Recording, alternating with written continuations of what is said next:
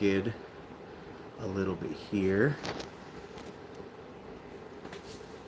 And let's get it kind of framed better. Let's be able to look at the live chat.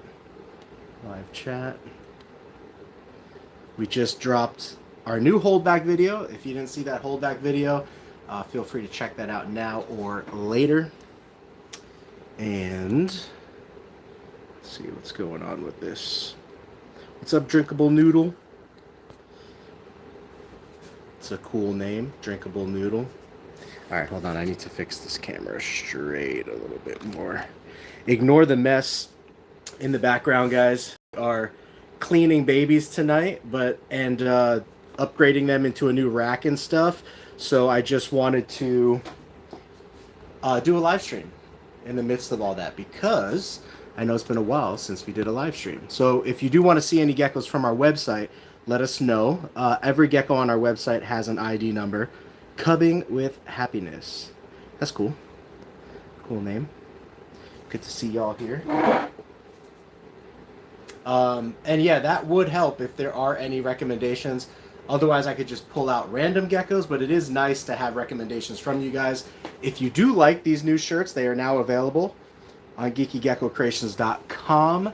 We have a toothless version, a Fruit of the Spirit version, and then this Charizard Tangerine Gecko version.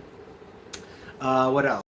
I will be coming up with a shiny Charizard version that's black with the Black Knight. Or maybe I'll use Lugia or another Pokemon to create a different style shirt with the Black Knight. I already have the Black Knight photographed and animated. Eddie says 1646. 1646. Thank you, Eddie. Appreciate the recommendation.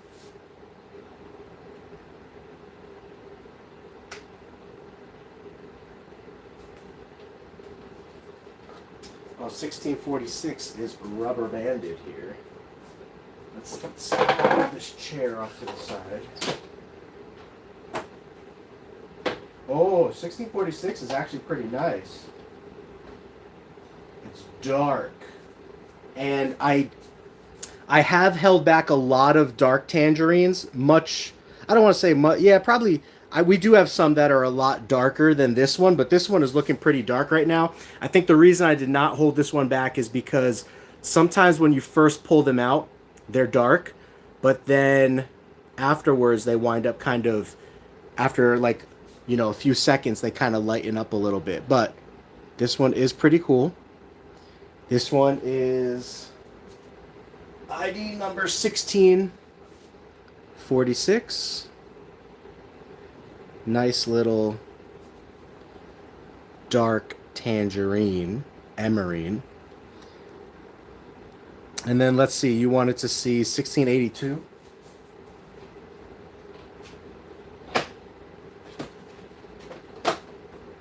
And we are running a massive sale this weekend, 20% off. Ugh. 1682, where are you? Here we go. We got a Red Diamond Mandarin Inferno. This one's also really nice. And I did add back free shipping for orders that are $300 or more. This one's really nice as well. Colors will always be better in person or on photographs. And depending on the device you look at, some photographs might not look so well on your computer compared to like your phone, depending on how old your screen is. You had a gecko a year ago, and unfortunately it died, so I've been so sad ever since. I started following you. Oh, thank you so much. And feel free to ask questions. I'm always here to help answer questions. So here's this little one. Very sweet little one. Boop, they always do the little licking thing, which is absolutely phenomenal. Thank you for the recommendations of geckos too, because I love when you guys recommend geckos. That way I can grab one that you guys want to see. She got scared. My hand kind of went over her a little. But lovely little angel right here. And you want to see 1833?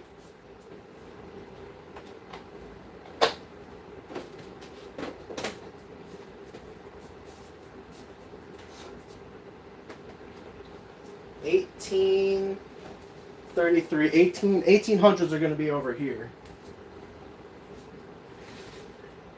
Boom. Right there. Nice little girly.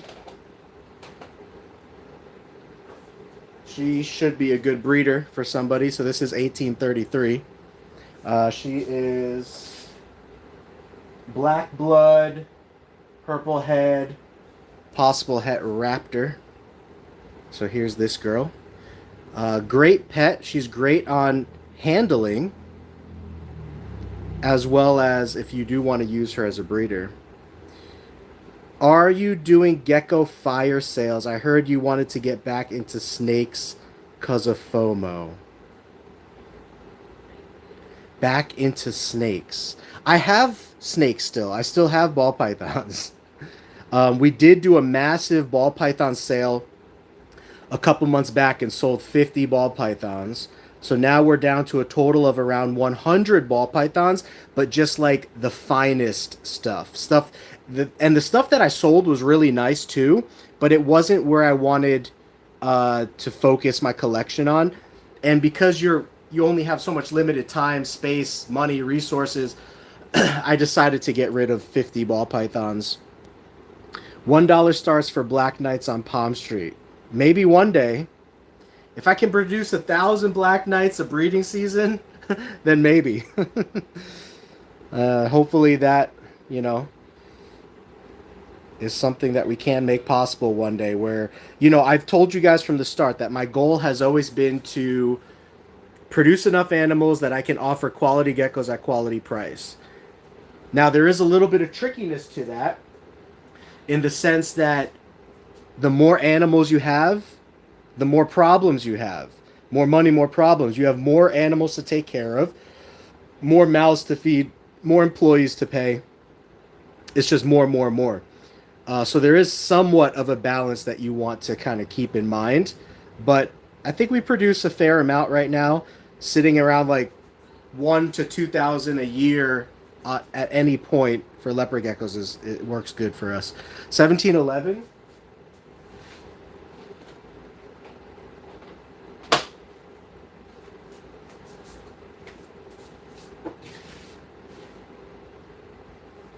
$1,700 will be back over here.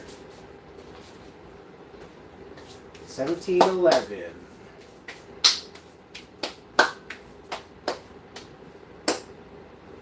How did those? There we go. 1711.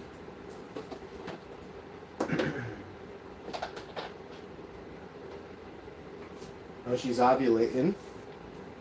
This little one is ovulating. You can see she kind of has a little bit of bloating going around her midsection torso there. But she's not fully done growing. So I would not recommend breeding her at this time, although technically once they ovulate, they can reproduce. And she's also a little sweetheart. Hi, little baby. Yeah, so we just dropped that holdback video recently, which was pretty cool.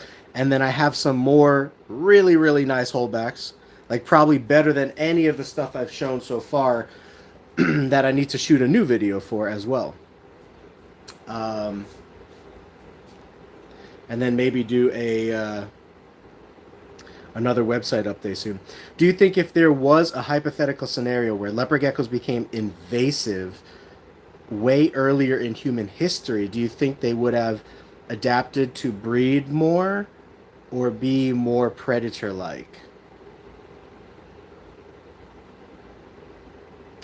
Can you explain that question a little bit?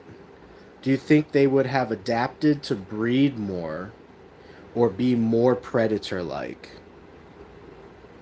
I am a little confused what the question is. And usually I'm not. Usually I can kind of pull out what somebody is trying to ask if I don't understand it. But I'm unsure if you're asking that. I'm unsure if you're asking about evolution, if they would have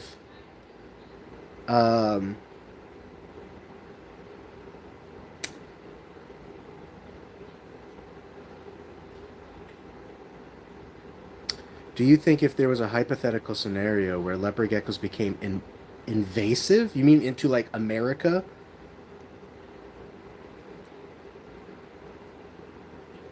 Do you think they would have adapted to breed more? I mean, they are predators. Leopard geckos are predators. They are insectivores. They're not like, crested geckos, which are predators, but they're also omnivores. They eat fruits. Mourning geckos are now common near bodies of water in Florida since long ago. So, if leopard geckos were released years and years ago, what would have happened? Into America, you mean? Into, like, let's say the Florida area? Let me think about that. 1670. Or even Arizona, because Arizona is very similar to the Middle East temperature-wise. We have really hot summers and decently cold winters. So I do think leopard geckos would be suitable to live in wild Arizona. So that's a good question. I'm sure they would adapt to their environment because species are capable of adaptation. Um, and out here, compared to the Middle East, we do have different prey items and we do have slightly different seasons and air pressure and stuff like that. So, and coloration, right? So yeah, I mean, I would imagine that the leopard geckos would either stay the same as they are now, or they would adapt slightly new colors or features maybe to help them survive in this landscape here. So that's a good question.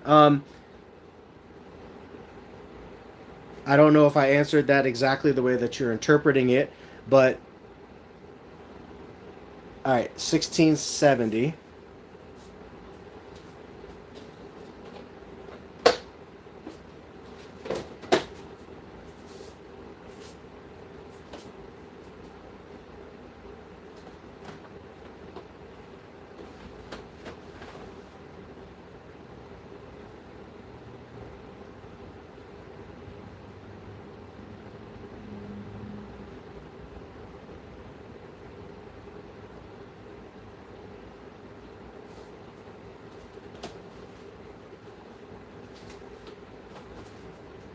All right, we got 1670 here. Oh, 1670 is actually pretty nice. This is a pretty nice snag right here. Nice coloration, vivid coloration. Yeah, let's say the warmer climates, they seem like such bad hunters in captivity.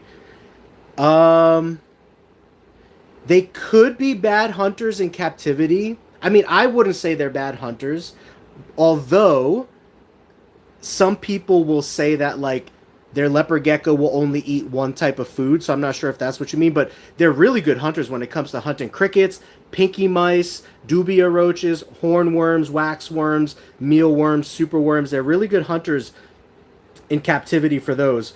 So maybe, with your experience, you just feel like they're not good hunters, or if you want to explain exactly what you mean, but they're phenomenal hunters. If I was to release this into Arizona, let's say I was to release 20 leopard geckos into 1 square mile in Arizona, they would do fantastic. I have confidence that they would do fantastic.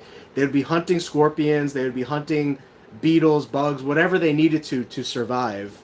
My only concern would be if they've been domesticated on captive insects for so long, it might take them a little while in the wild to get used to eating certain types of bugs that are now available or building up resistances to like scorpions and stuff like that they weren't eating in captivity.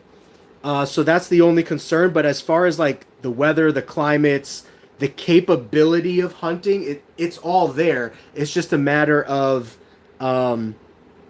whether the food's going to hurt them or not, right? So like in Arizona, we have a lot of crazy things in Arizona. We have camel spiders, which kind of look like a cross between a tarantula and a scorpion. We have camel spiders, and they got these really big jaws. They could probably kill and eat a baby leopard gecko super easy, or even a juvenile leopard gecko. But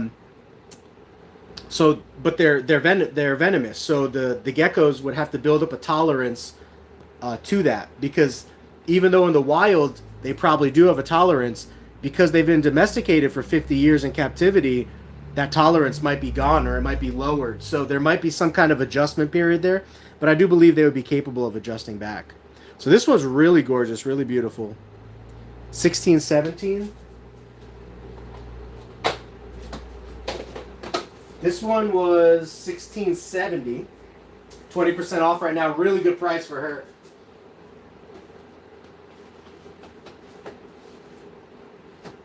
And then, sorry, what was that? 1617.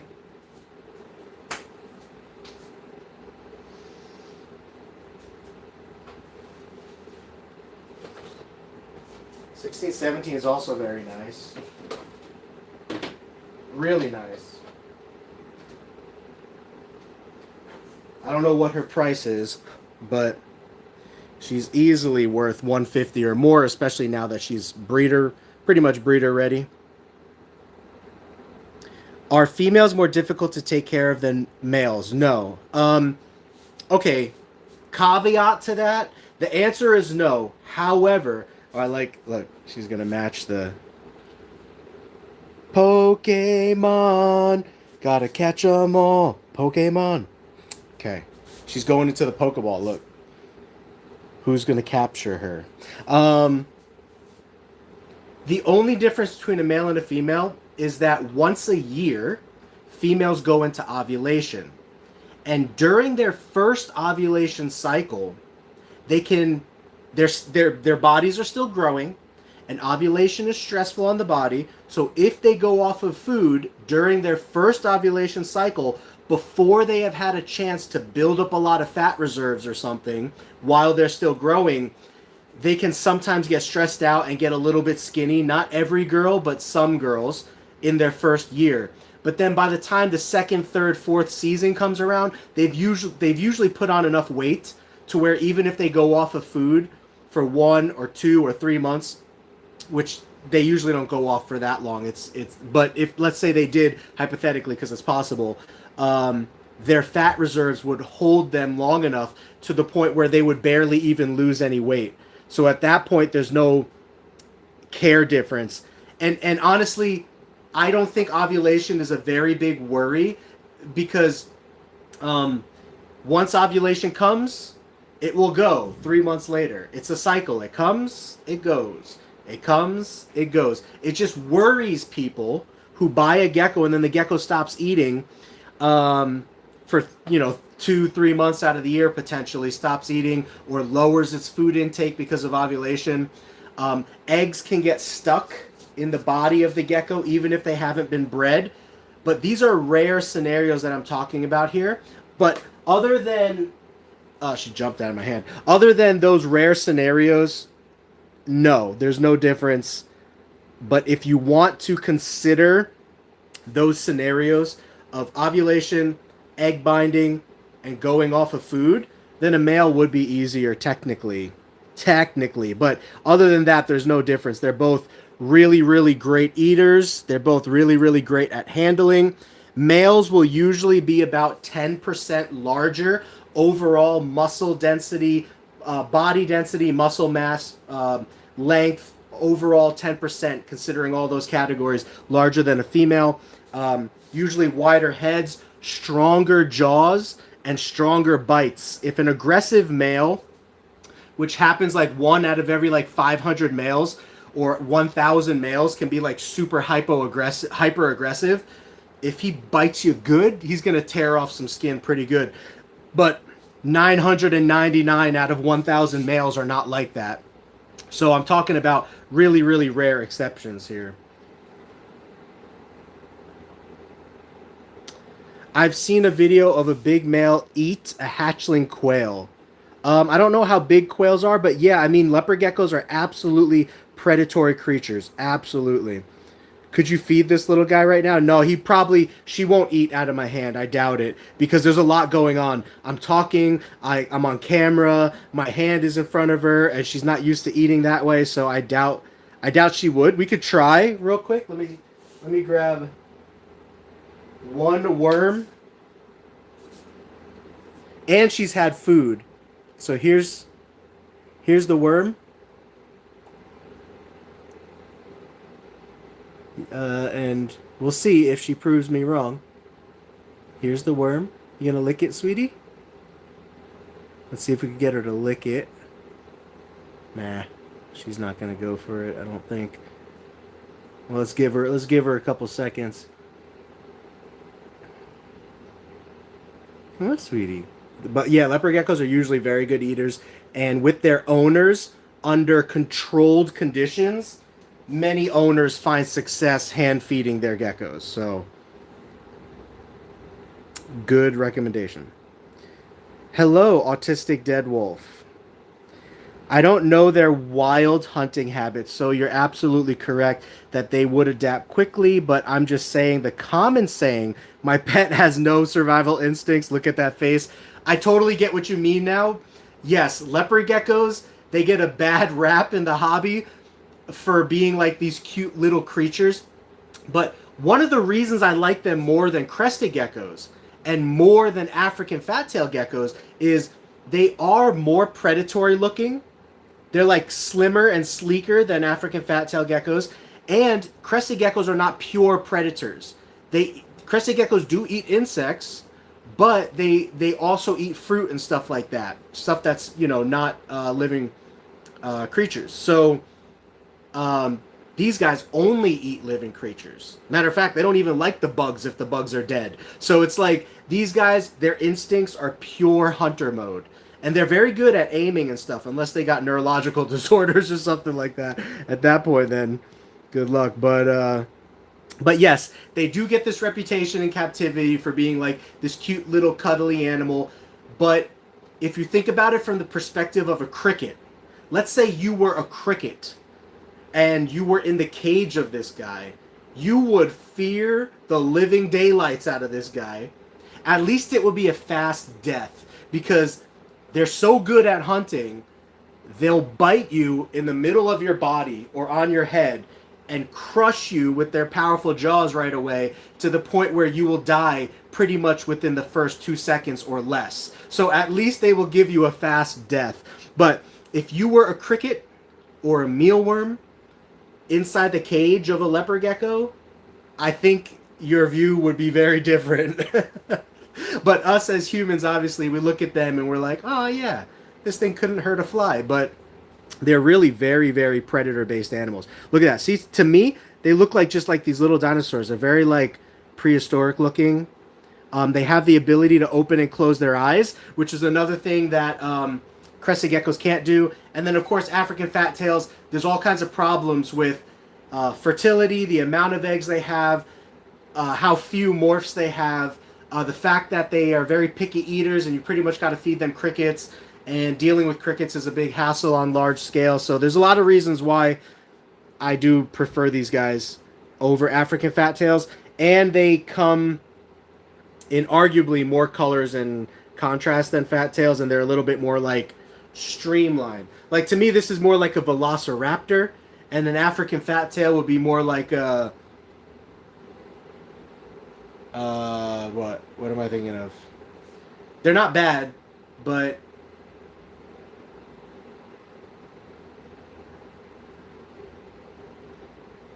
I don't want to say T-Rex, but maybe a T-Rex, because T-Rexes are kind of like bigger, and African fat tails are known to be a little bit wider and chunkier than leopard geckos. Leopard geckos are a little bit more streamlined and like muscular, whereas African fat tails are a little bit more like chubby and bulkier, kind of like I am right now after putting on like 80 pounds in the last couple of years. I'm more like an African fat tail right now than my old self. Personality also makes a difference. I have had chill and spicy of male and female. Yeah, for sure. For sure. Yeah, discoids. Oh, that's another thing. Discoids are so quick for you. Yeah, discoids I would not recommend if I'm thinking of the correct cockroach, because there are different kinds of cockroaches. Even dubia roaches, you wouldn't want to throw dubia roaches straight into the cage. You would want to put them in an escape-free bowl. But yeah, like red runner roaches, discoids, I think are pretty. Both of those roaches, I believe, are pretty fast species. So a leopard gecko would really have to be on top of their A game if it was just running around the cage. Now, I do think they could catch it just running around the cage, but it's a lot harder than like a cricket. Although crickets can jump, right? So arguably, if a gecko can hunt a cricket, no problem. It should have no problem of hunting a discoid roach. The thing with roaches are they're so much bigger and stronger. They could dig in the dirt a lot easier and like hide under things. And crickets are just kind of like boingy, boingy, boing. They're just like jumping all over the cage, and then eventually whoop, they get eaten. So. Sorry, I need some meat. Oh. Well, thank you for that. Brad Pitt of leopard gecko breeders, hon. You're the Brad Pitt of leopard gecko That's breeders? what LC said. Thank you, LC. Alright. So, yeah, this little one's really cool. Thanks for suggesting bringing this one on stream, whoever did. If there's any more geckos you would like to see during our conversation, let me know. So, yeah, I think we have about 106 or 105 or something leopard geckos in stock on the website. And I do have more coming up in future uploads. Hopefully I could do another upload coming up soon. Right now we are reorganizing the garage, reorganizing everything. And so that has taken up some time in our operation. But we're kind of coming to the conclusion of that. And so I should have more time for like live streams, videos. I have to make more holdback videos because we have some really awesome holdbacks that I want to show off. And get some new animals uploaded to the website. We do have crested geckos, so that's another thing is we have some really nice and cute crested geckos right now that we're going to be shooting to do a Palm Street live stream auction for them probably next weekend. So we have like 22 crested geckos. 1725, please, Brad. Oh, that's good. Thank you. I appreciate your speech. Making me laugh. 1725.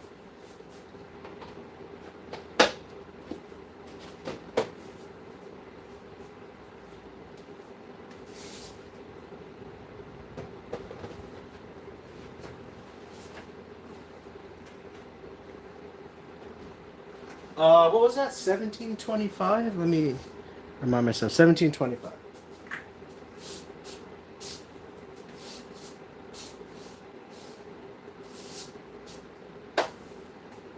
Alright, 1700s are over here. And 25. Oh, you're going for a... Oh, is this that A-tier Black Knight girl? This is her, isn't it?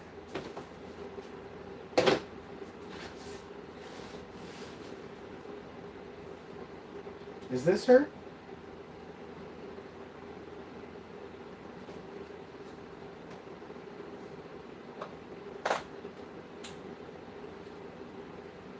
She has...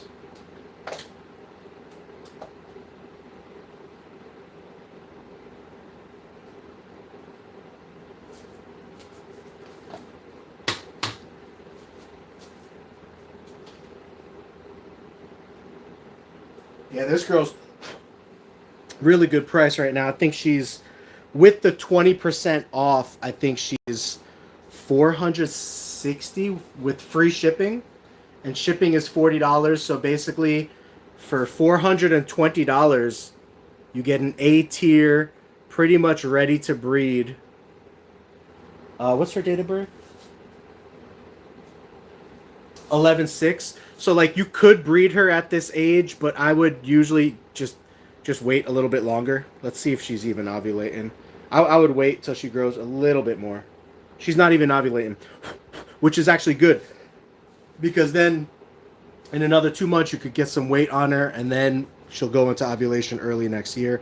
But yeah, this is her. So she's an A tier. She's not like pitch black, but she has a lot of darkness to her. Yeah, she is a gorgeous animal.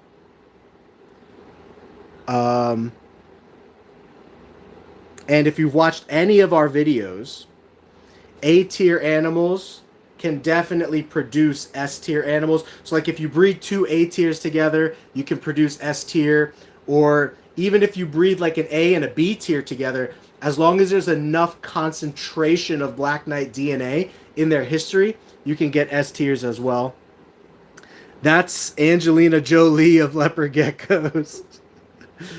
Yeah, she's sweet. And I had her listed as a 4 out of 10 on handling. But as you can see right now, she's actually doing a lot better. And this is something that we see happen a lot. So sometimes on photo day, the geckos will be kind of spunky a little bit.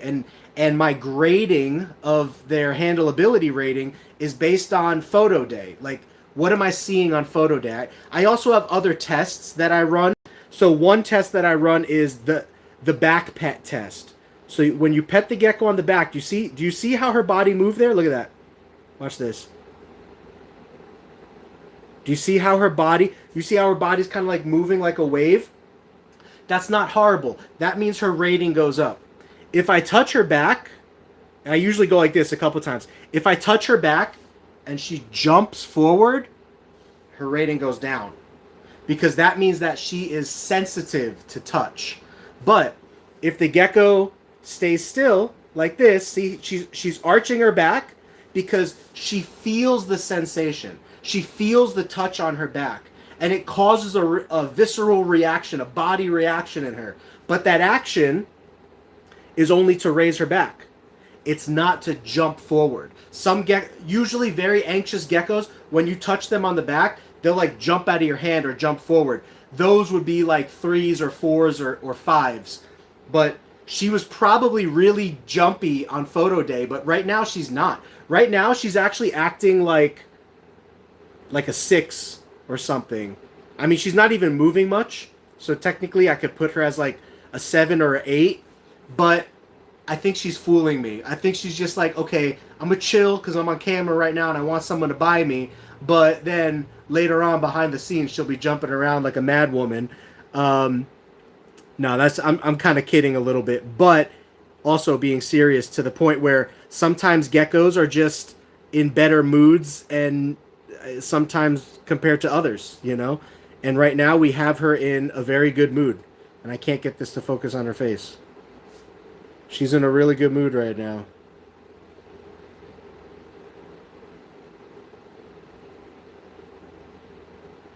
You can see leopard geckos, they breathe through their throat.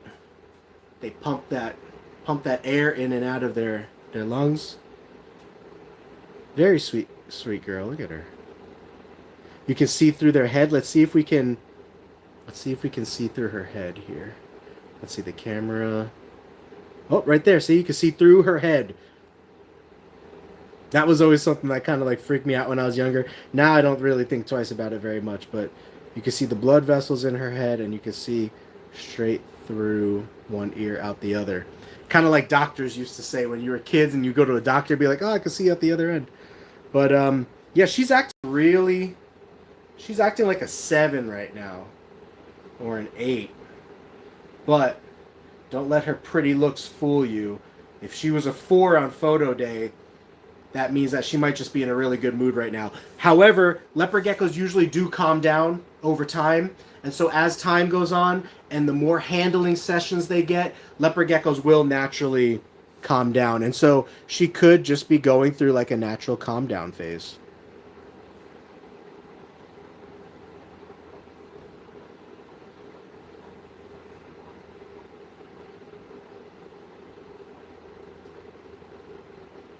See if we can get a lick. Can we get a little lick kiss? Yay! How common is it for them to drop their tail when they're being handled?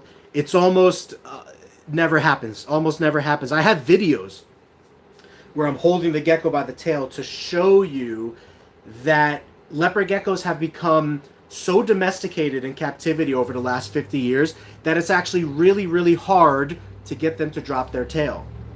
So, like even a jumpy girl like this, if I just kind of like lift her by the tail lightly and I'm also supporting her legs with my back fingers there, no problem whatsoever. What I would not suggest is pinching them really hard by the tail or dangling them just by the tail. That might trigger a natural response to them to eventually drop their tail. They might not drop it at first, but maybe it will trigger them to do so if they're just dangling there for like 5-10 seconds. But yeah, we pick up leopard geckos all the time by the tail. I mean, look, this is her tail right here. You grab the middle of the tail, just kind of lift, and you put them down. You're not really holding them for too long, but especially our adult leopard geckos, the older a gecko get, I wouldn't recommend that with any geckos that are young and jumpy, but any geckos that are like 8, 10, 12 months or older, they should be pretty desensitized, and you can move them by the tail. I mean, even when we have over 1,000 geckos here, so when we're cleaning, the fastest way to move them is actually by the tail. So we do a lot of tail grabbing around here, me and everybody who works here, but we know how to do it, and we almost never see a drop. I mean, we never really do see a drop. Obviously, there have been a couple tail drops out of like thousands of animals and multiple years, but it was not necessarily what do I want to say it? It might have been like somebody who was newer to handling geckos, so maybe they didn't fully understand the body language of the gecko. Maybe they were squeezing the tail a little bit hard, so it was like imperfect scenarios. But if you have somebody that's really experienced, knows how to read body language, knows how tightly and firmly to hold the tail, and just kind of knows how to, I will also use a supportive hand. So I'll I'll kind of like let her balance on my hand, and then also lift her and place her onto my other hand with the front of her feet on my other hand like that. If I'm checking for ovulation, so that's another thing too, is to check for ovulation for girls, you are holding them by the tail. You are lifting them by the tail and checking for ovulation that way.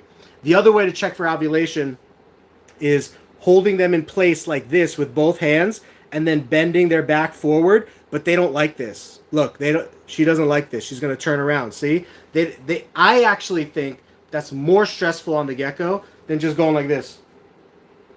Okay, not ovulating. So if you know how to hold them by the tail, you should never see a tail drop. Never. But if you're inexperienced, or if you just grab them and squeeze them real hard or scare them real fast, then they might drop their tail. I was keeping clutch mates together and one bit off a piece of the other's tail. That is the risk in clutch mates. I've never had an issue keeping 2 clutch mates together in a 3 or 6 quart tub. But once they get to a certain age, and especially if they are males, you'll see a lot of biting. So what I recommend to people is no more than 2 clutch mates per 6 quart tub. And then at 3 months old, separate them.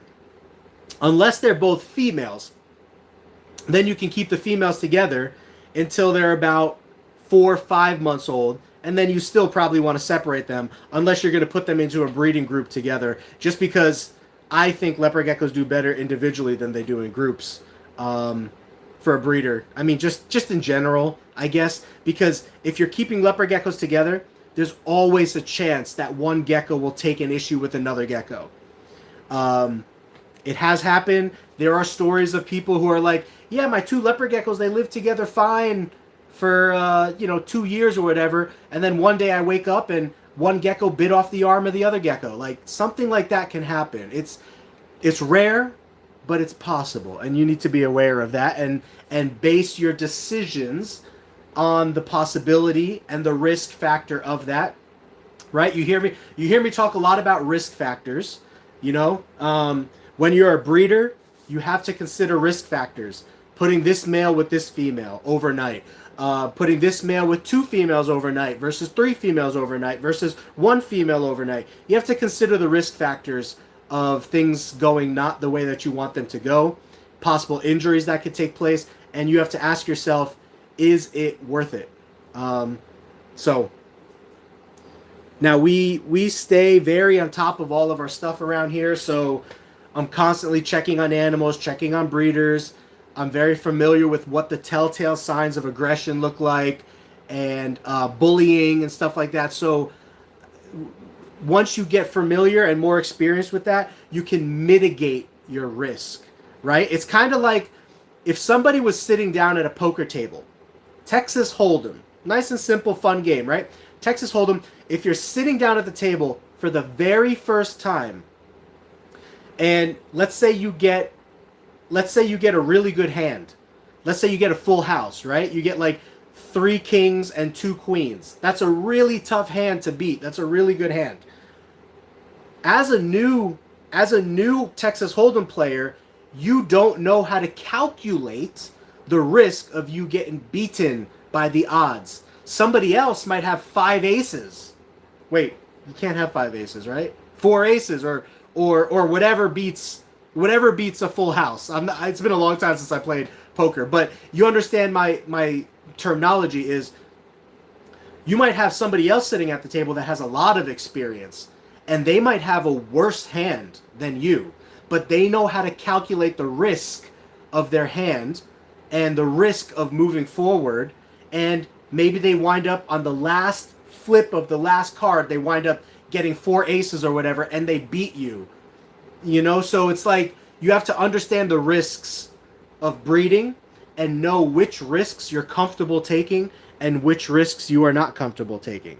So, what's up, Andrew? I had a female bit the tip off of a male's tail. That can happen too, which is why when people tell me, can I house a male and a female together? I tell them you got a 50-50 shot.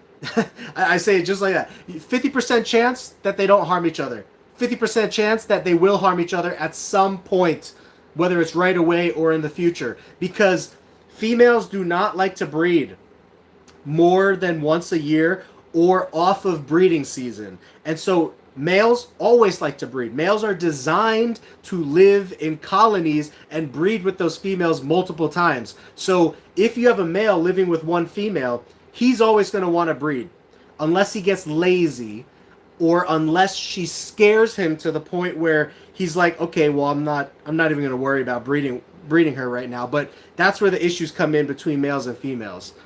So, yeah, and a male does have bigger, stronger jaws and teeth than a female. So like Andrew's saying, DEA exotics, you also have to be aware of the risk of putting 2 animals together. So like when I first started breeding, I watched every single minute of my breedings until I got over 100 geckos. Once I got over 100 geckos, or however many females I was pairing, like over 100 a year or something, it became, at some point, it became, leading up to what we have now, which is like 1,000 plus geckos. At some point, it became impossible to watch every single breeding happen and watch it all go down. But I used to watch it all go down, and I would watch every minute of it.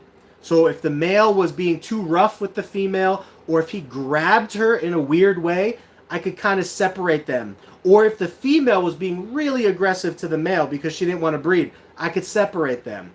And then within 2 to 3 minutes, if nothing happened between them, I would take the male out and try again on a different day. Now we do group breeding and overnight breeding, where I will put one male with 2 to 3 females in a larger style group. And that's where just looking for signs of aggression or looking for signs of problems or keeping track of geckos that have been known to have problems. So for example, I had this one female, just one girl, out of hundreds of girls.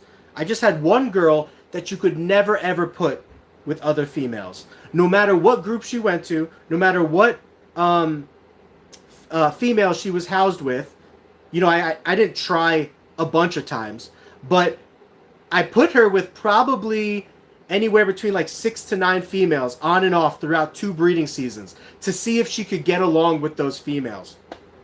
And she never got along. She was always a bully.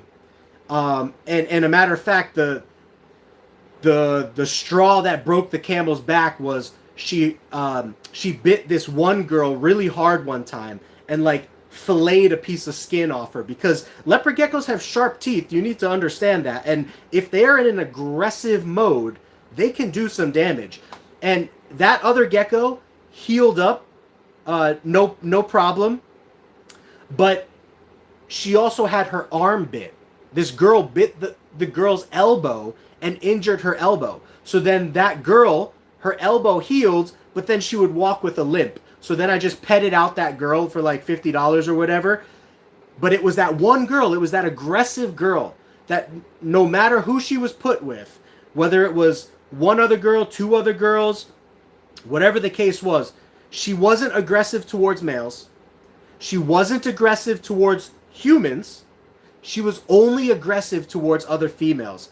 Super aggressive, hyper aggressive. So she became, I still have her, she became labeled an individual breeder, meaning that I cannot put her in a group because I have observed too much bad behavior with her that I don't want to take the risk of her hurting or injuring another girl. So that's what I mean by evaluating your risk and observing and documenting known issues or problems so that one day you don't wake up and one of your geckos is missing an arm or something like that because it was paired with a different gecko. So you just want to... Is the Tower of Pizza on the logo because the gecko is an artist? Yes. So, funny story about that. Our main logo, when I was designing the logo, here's the inspiration behind our name. Geeky Gecko Creations. I am a geek. I am a nerd for geckos. I also love science fiction and fantasy. So like Alien Earth, if any of you guys have been watching Alien Earth, love it. I'm a big Aliens fan, big Predators fan, big Jurassic Park fan. And I really geek out over like scientific things and knowledge and mutations and morphs and genetics and how all of that works. So that's where the term geeky came from. And then obviously gecko, because geckos are my number one focus. People always ask me if you could only do one reptile for the rest of time. No matter how much I love tegus, monitors, my sailfin dragons, I love them so much. No matter how much I love all of those species, if I could only do one species for all time, it would be leopard geckos. They're like little velociraptors to me. They're easy. They come in lots of different colors. They look like little dinosaurs. They lick you when you go like that. See? So it's like, the answer is easy for me. It's leopard geckos. But what happened? I was going off on a tangent and now I forgot what... the logo. And then the word creation is a two-play part. Part number one is we are creating living art with these geckos. And then part number two is I do believe in creation from a human standpoint. I don't believe in like evolution necessarily, you know? So that was part of the word creation as well and the inspiration behind that. And then in the logo, yes, I did want the gecko. Does the gecko have a hat in the logo? I can't remember right now. It's been so long since I designed that logo. But when I told the artist what my goal was, I said, yeah, put the Leaning Tower of Pizza in there. And I thought that the Leaning Tower of Pizza was from France for some reason. So I told my wife one day, I was like, yeah, I wanted the Leaning Tower of Pizza from France in there because it kind of shows artistic creativity and stuff like that. And geckos are like living works of art. And she's like, you know, it's not in France, right? I was like, what? I'm terrible on like geography and history, but I love science fiction, fantasy, genetics. I love those things. So there's the full inspiration behind our logo. I was also playing around with an airplane. I felt like there was too much free space in the sky, so I started playing around with the logo design where there was an airplane flying in the background. But I wound up not doing anything with that design. I just kind of came up with like a test of it. Alex, good to see you, Frank. Been watching the same show as you. Very surprised at the similarities between xenomorphs and geckomorphs. They move and eat in very similar ways. Yeah, I was going to ask about that. For anyone who knows, why is the xenomorph... the that Wendy has bonded with, that really big, the first xenomorph, why is it like white? Like all xenomorphs that I've seen that I can remember are like pitch black. But this xenomorph is almost like two-tone, like a chromish white and black. So I don't know if they're setting that up for speciation, or where did that xenomorph come from? What did it hatch out of? It hatched out of... It hatched out of one of the crew members, didn't it? I can't remember now, but that's hilarious, France. Yeah, my wife always makes fun of me because she grew up homeschooled, so her mom was on her about history and world knowledge and all those kinds of things. So like when she was like 9, she said that she had to learn like every city within the entire world or every country in the world or something like that. And I was like, that was not my public school upraising. You're definitely the most reputable and highest quality leopard geckos. My son was blown away by the note and stickers. Oh, very cool. What gecko did you guys get from us? And yeah, I do really love being able to put some fun stickers and stuff like that in with the geckos, because I think whenever someone's opening a gecko, it's not just about the gecko. It's about the experience. To me, it's about the experience. It's the same thing when we vend shows. It's about the experience. So it will be much cheaper and easier for me just to cup up leopard geckos, put them in little cups, and then just sit them out on the table. And if anybody wants one, they could just pay and go. But I don't like to do it. I like the experience to be visually appealing and also fun, family fun and entertaining when people come to see us at a show. So we have like elaborate lights and giant acrylic see-through cages and like a large banner behind us. And then we're always handing out geckos for people to be holding and touching and petting and all that stuff. So to me, I'm a very big experiences guy. I'm not just selling you the animal, I'm selling you an experience. And then also, I'm really big on customer service too. So like, you got my customer service for life. You could text or call me any time of day. And if I miss your text or call, I'll just get back to you as soon as possible. Which is usually within a couple hours or less, you know, depending on what time of day it is. So, but thank you for your kind words. Definitely appreciate that. How many gecko females can be housed together with optimal hideouts? So in a 40-gallon tank, you should be fine with like 4 females in a 40-gallon tank. I'm a breeder and I work with tubs. And so I have 28 quart tubs, which is about 22 inches long by 15 inches wide by 5 to 6 inches high. So you picture that, you know, it's kind of like that. And I'll put 2 females in there. I've done 4 females in a tub size that big, but I don't like it. It's a little bit crowded, especially when you put the male in there for a couple days and then there's 5 of them living in there.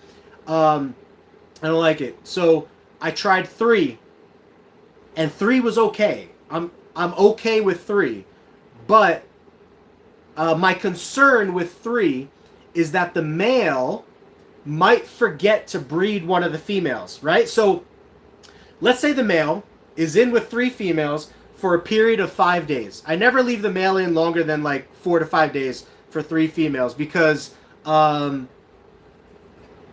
just don't want the risk, like we were talking about earlier in this live stream. I don't want the risk of possible fighting or competing for food or anything like that to wind up being a problem for the group. So I drop the male in for only 4 to 5 days and then I remove him.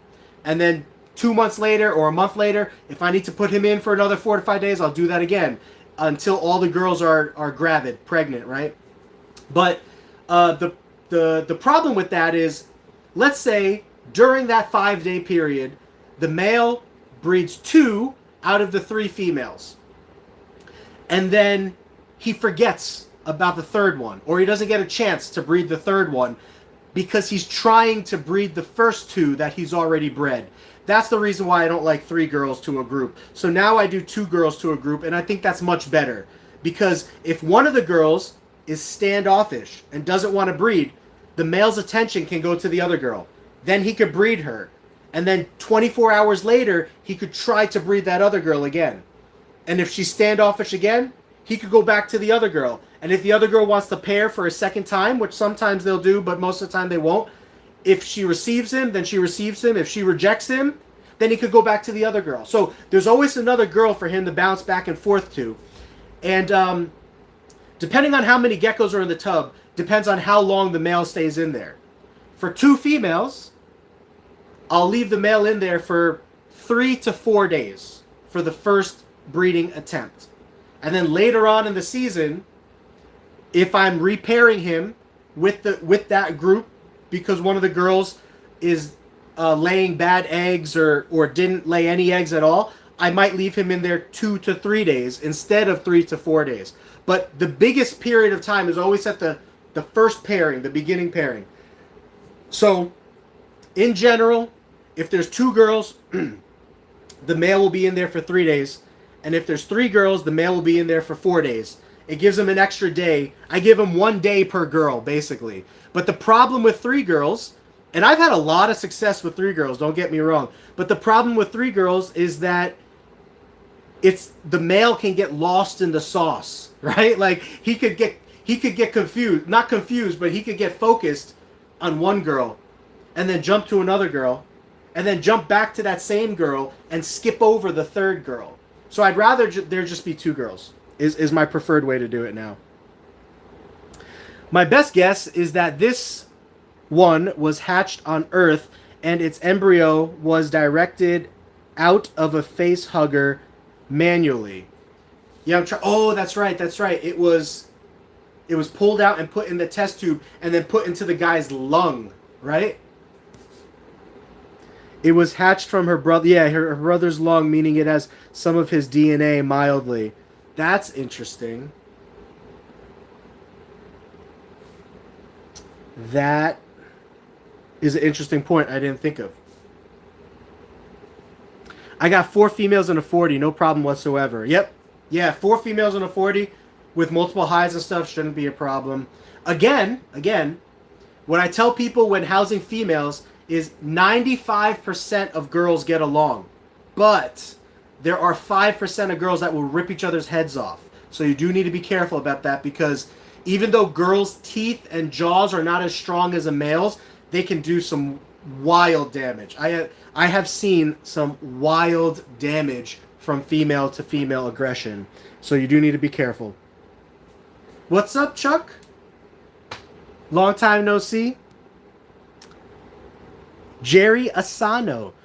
It's true that if you buy a pet from Frank, you get his number. Doesn't mean that if you buy an S-grade Black Knight female that he will answer your late night drunk booty calls.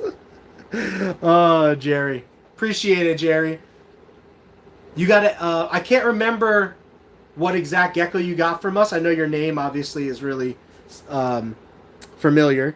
And then you're confirming that you purchased one, right? So did you get one of the S tiers from us then? Seema Downa, $5 super chat with the noob gamer. Oh, why is that spacing my name? I only play PC games now. I don't play PlayStation or Xbox anymore. So controller. With the controller emoji. Super cool. Appreciate that. How do I celebrate their first live? Can I press that? It says, let's celebrate their first super live on a stream.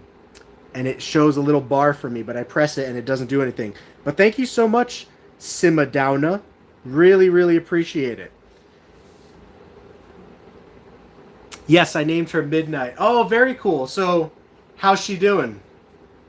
How's Midnight doing? I can easily see Frank existing in the Aliens universe, doing a stream on how to breed and hatch xenomorphs.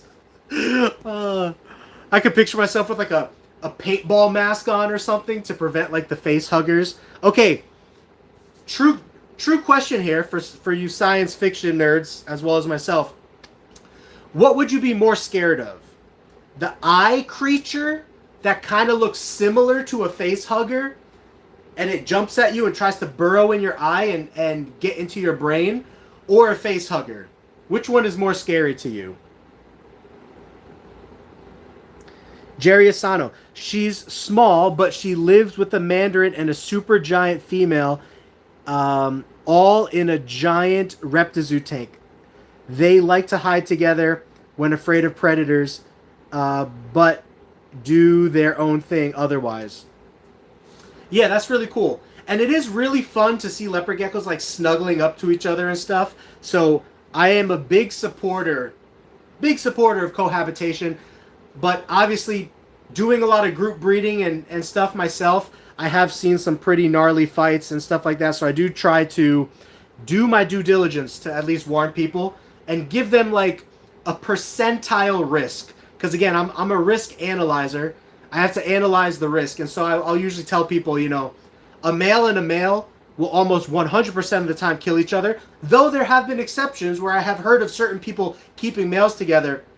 That's not usually the case. Usually it's 100% guarantee that they will try to kill each other. And then a male and a female, 50% chance that they get along. And an all-female group, 95% chance they'll all get along. Jerry, she is hard to see. Oh, yeah, because she blends in with the dirt. When she shows up, she always has a derpy, happy look. How cute. Their personalities were all right. I gave it time to introduce. My females just are very nice women. If one was feisty, I wouldn't have done so. That's good. That's good. So, getting back to the question of would I be more scared of a face hugger or the eye thing? I forget what the eye thing is called. Oculus something or whatever. It seems like a human can resist the pressure of the eye thing. You can fight it off.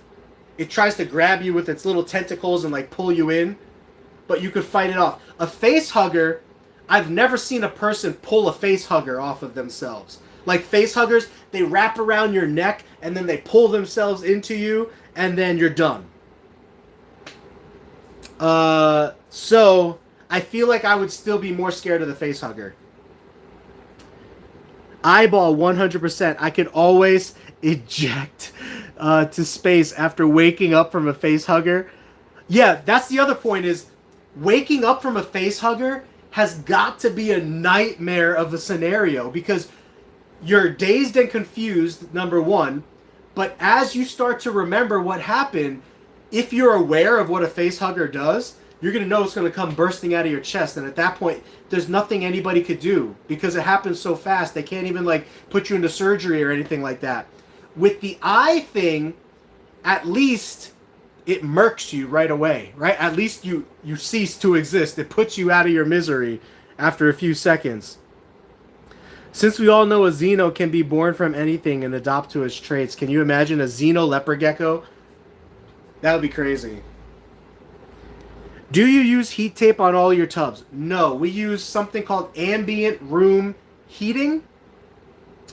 I have used heat tape back when my operation was smaller, but as my operation grew to 1,000 plus geckos or 500 plus geckos, I started doing ambient room heating, and that's the same thing that I do for my crested geckos as well as my ball pythons.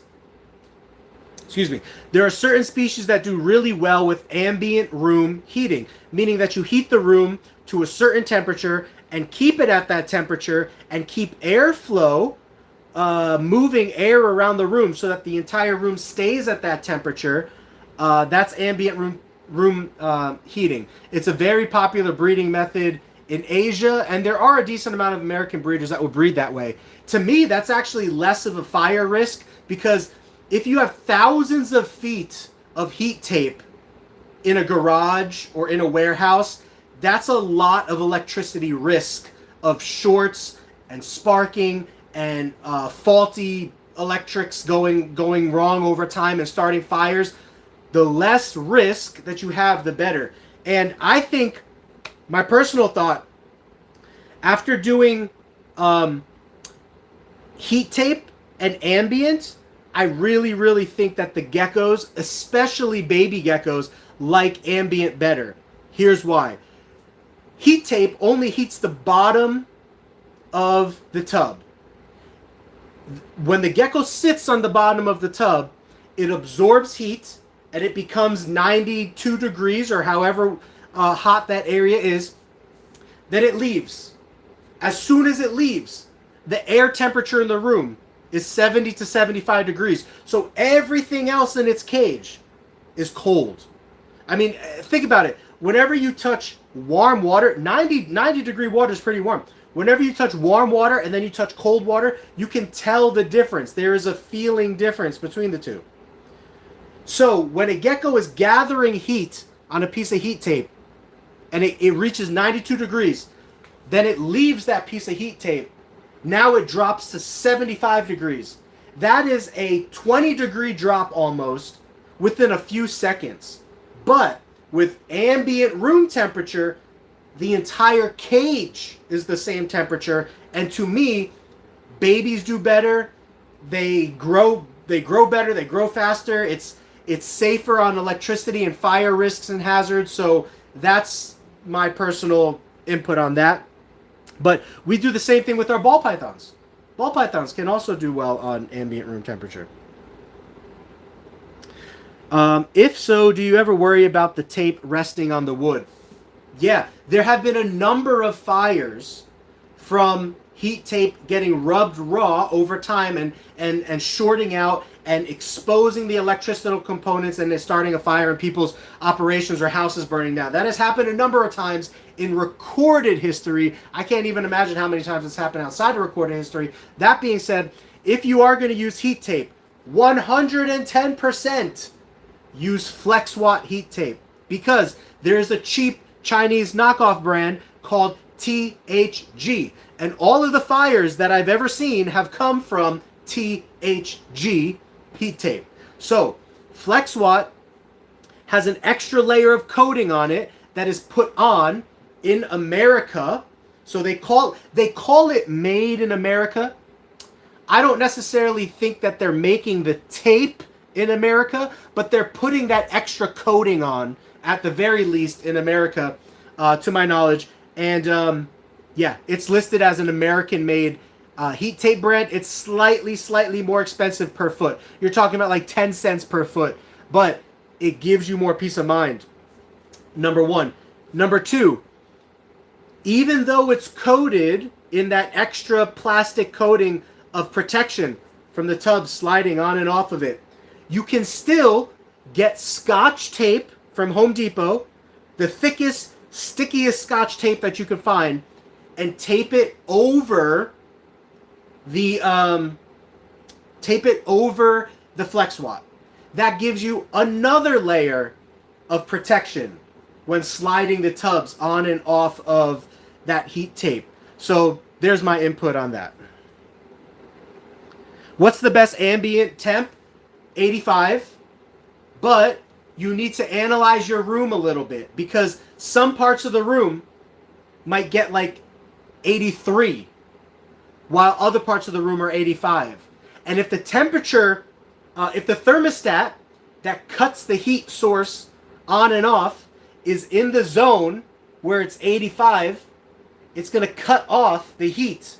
And then the tubs over here that are 83, maybe they're not getting warm enough for specific geckos, especially because heat rises. So maybe like the bottom tubs on the floor are not getting hot enough. Maybe it's 82 degrees down there. And so you might need to set the thermostat to 86 or 87 to keep the garage consistently around 85. So that's one solution. The other solution is get some big fans that circulate air really, really well. But in general, I would say 85 is good. If you can keep it around 85, you should be good. If you're noticing regurgitations at all, from one gecko even, out of like 50 geckos, bump the temperature up 1 to 2 degrees. And then you shouldn't see any more regurgitations at all.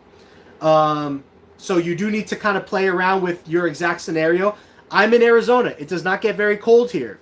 If I was living in Wisconsin or Pennsylvania or something, I might need to set my thermostat to I might need to set it to 90 degrees. So it's running all day.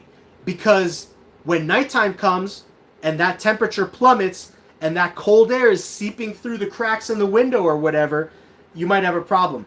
Also, you need to duct tape up your air ducts from your air conditioning unit in your house. You want to make sure that no cold air is making its way into that room. And you need to get draft protectors. Amazon sells draft protectors that just slide right under the door, and it protects cold air from outside the room getting into the room. So those are the 4 things you need to consider. 5 things.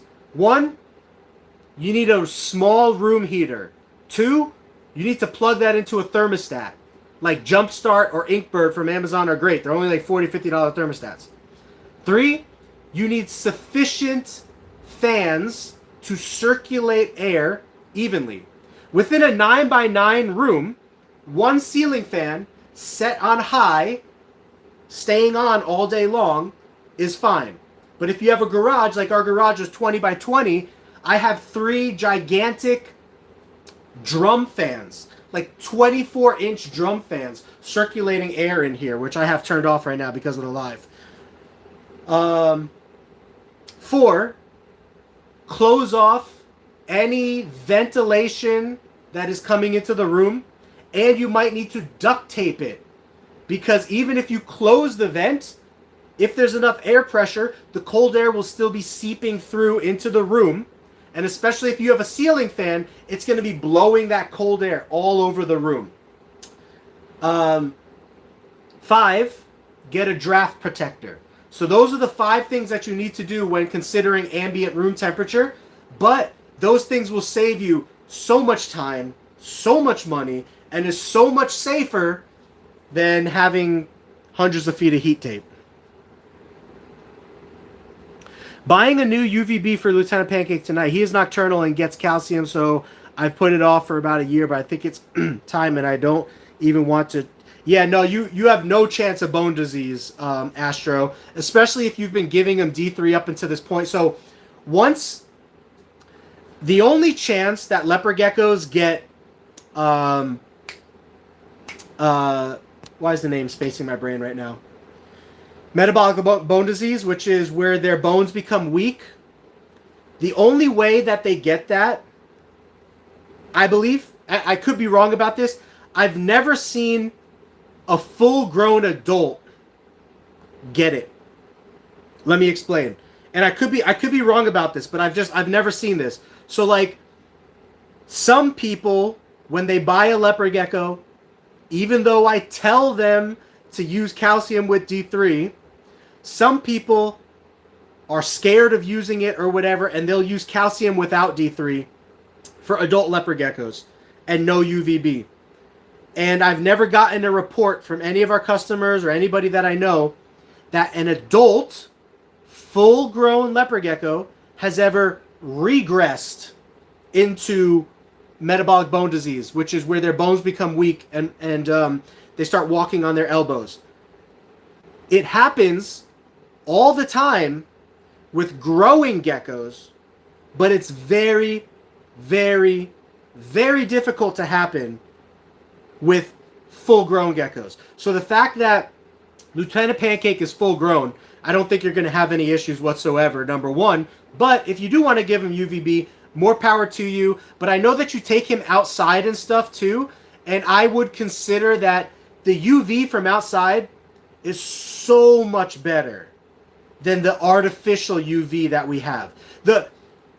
Any artificial UV that we have, even the most expensive, best brand, is 100 times less effective than the natural sun, because the natural sun is giving out, is emitting wavelengths of light and radiation that artificial lighting is just not even capable of doing.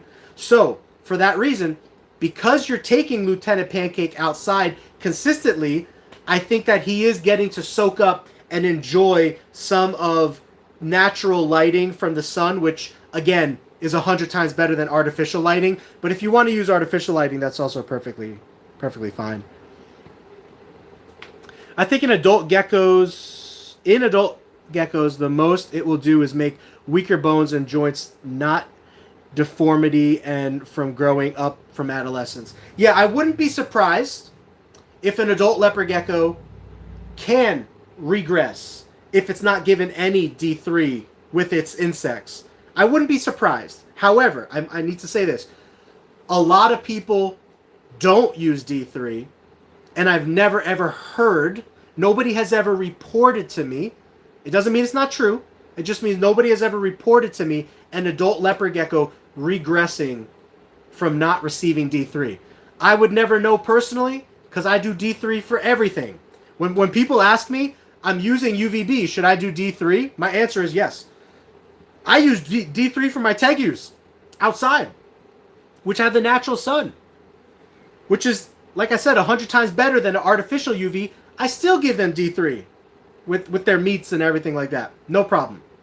My sailfin dragons, which have the strongest, most powerful UV, artificial UVB that you can have in the hobby, from the best brands, I still give them D3 with everything. So my default is D3 on everything, like this. Sprinkle that D3 on everything. I know a lot of people don't like that opinion because a lot of people get scared from things from D3 overdose, which almost never even happens. I've never even seen D3 overdose happen. It is a possibility. I need to be clear because there's actual scientific papers on D3 overdose. If you were to Google search right now, D3 overdose in reptiles, you will find scientific papers on it. But what you won't find is any evidence of any reptiles ever overdosing on it. That's what you won't find because I just don't think it's really that big of a concern. My opinion might change. If people see this video and they're like, hey, look, this animal was overdosed on D3. This is what happened to it. I'll change my mind. But number one, are you 100% sure that it was the D3 overdose that caused the animal to exhibit that condition? And number two, I would need to consider the source, right? I would need to consider who's sending me this information and is it trustable and reliable. But I've never seen any reptiles overdose on D3. I'm a big D3 promoter.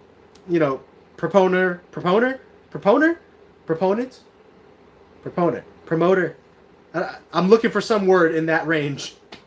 I'm a big D3 guy. D3 on everything. D3 for life, baby.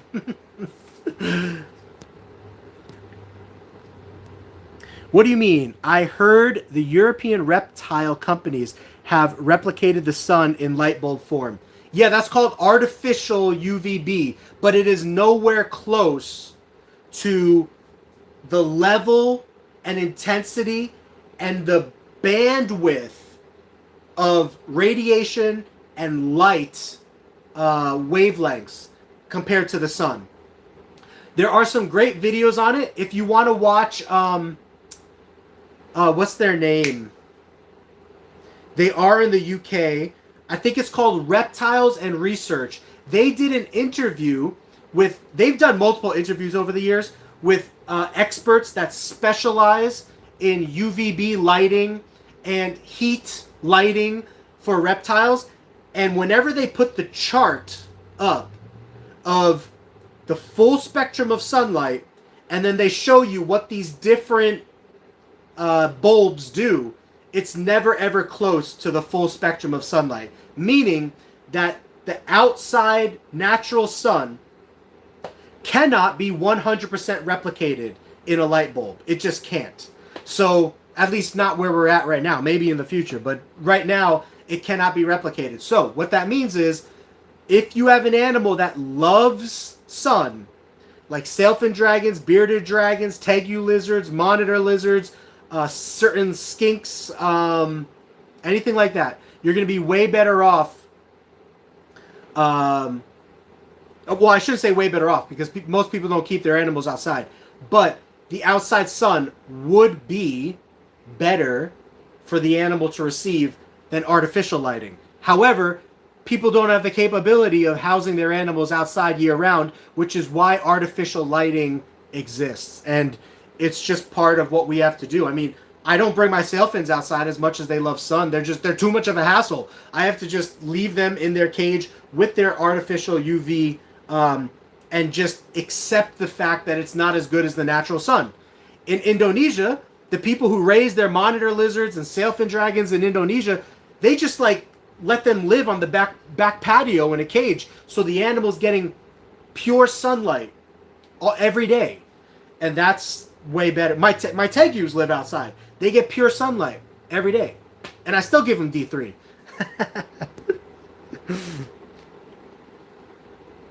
Frank, I have 100% proof my reptile OD on D3. My evidence: the reptile was locked in a concrete room with nothing but D3 powder. It had to have been the D3. Yeah, exactly. Is it better to hand feed with tongs or use a dish? Both. So, tongs are very fun. It's an interactive way for you and your gecko to bond that is unlike a dish. There's no bonding in a dish, right? Unless you're like holding up the dish, but even then, it's not really bonding. Tongs. But consider this for tongs. Geckos get really excited, or reptiles in general get really excited around their prey. They will bite the tongs, and if the tongs are metal, they could hurt their teeth, or they might, if the tongs are sharp, they might jab their gums onto the tongs. So try to use rubber-tipped tongs or plastic tongs, and just be aware that the animal might bite the tongs. And so, but I think that's a great way to bond with your animal. That being said, I would always keep a dish of mealworms in the cage at all times. Then if you want to tong feed, then you can tong feed. Because I don't think you can tong feed 100 mealworms a week to your gecko. Right? Unless you're doing dubia roaches and you only need to tong feed like 5 dubia roaches a week to your gecko, then that's fine. But you want the gecko to eat as much as the gecko wants to eat while it's growing. Once it grows up, then you want to, then you want to keep it at a certain size and not overfeed it. But while the gecko is growing, you want it to have as much food as it can handle, because it's going to use all of that food to grow its fat reserves, its bone density, its length and girth and muscular definition. It's going to use all of that. So in that case, you wouldn't want to rely upon only your tong feeding. You would want a bowl of food in the cage so the gecko can always eat. Some reptiles have trouble with tongs. Mine keep accidentally biting the tongs and give up on the insect. I can pair bandit cross into any line bred, like Firebolt, Halloween. Yes, the only thing you want to be careful of is mixing albinos. So you don't want to breed a Tremper to a Bell, or a Bell to a Rainwater, and you want to be 100% sure of the hets within an animal. Het means that it's carrying the gene, but it's not showing the gene because it only has one copy of the gene, and to show the gene, it needs 2 copies of the gene. So as long as you are sure that it is not het for Tremper, and then you're breeding it to an animal that's het for Bell, that's going to cause confusion down the line of which albinos are popping out. Unless you don't care. If you don't care and you're going to sell those animals as pets, then it doesn't matter. Just breed whatever you want. But breeders really, really, really care about mixing albino lines and whatnot. And so if you are mixing albino lines together, it's going to drastically decrease the value of your animals once people find out, or if people find out. But yeah, Halloween Mask, Firebolt, Bandit, all of those are line bred traits in of their own, and they can all breed to each other in of their own, and you can get some really cool expressions too. My voice is going out, so I'm gonna read this last thing, and then we'll say au revoir for now. I've mainly been feeding my adults super worms, and they only have to eat like 3 to 4 a week, and it keeps them at their weight. Perfect. So that's a great example where tong feeding every week, 3 to 4 super worms, if that's all you're feeding them, that's a great example where that's all you need to do. And then you don't need to leave a bowl of food in the cage. But if you have a growing gecko and you don't have time to feed it 100 mealworms a week by tongs, or whatever you need to feed it, dubia rocha, super worms, hornworms, waxworms, whatever you're feeding, if you don't have enough time to feed everything it's going to eat that week by tongs, definitely leave a bowl of food in the cage, because you want the geckos growing as quickly as possible, not getting stunted, not getting runted from lack of food source early on in life, you know. Thank you guys so much. My voice is shot. This little girl, yo, we're gonna have to change her handleability rating, because she's just been sitting here in my hand, and I pet her on the back, and look at that. Nothing. She really wants somebody to get her. That's why. But yeah, she's been really awesome. She is ID number 1725 again. She is a black knife female, almost ready to breed. Not currently ovulating, but that's good, because you can still pack some weight on her, let her grow a little bit, and then she'll probably breed for you in December or January, February, something like that. But yeah, she's 1725. She's our only A-tier Black Knight on the site right now. I think we're all sold out of S-tier for the year, but I do have some new groups of Black Knights that are going into breeding. So we'll, over the next few months, we'll get some more S-tiers from that. But thank you guys so much. I appreciate you guys being here. Check out our new holdback video. I just dropped it yesterday or 2 days ago or whatever on our YouTube channel. And stay tuned for the next video. Until then, my friends, stay safe. Pursue your reptile passion. I love you all. Thank you, everybody that I know by name, or all the people who have just been here just staying quiet. I appreciate the participation, as well as all the watchbacks. I'll see you in the next video. Have a great rest of your Saturday. Peace.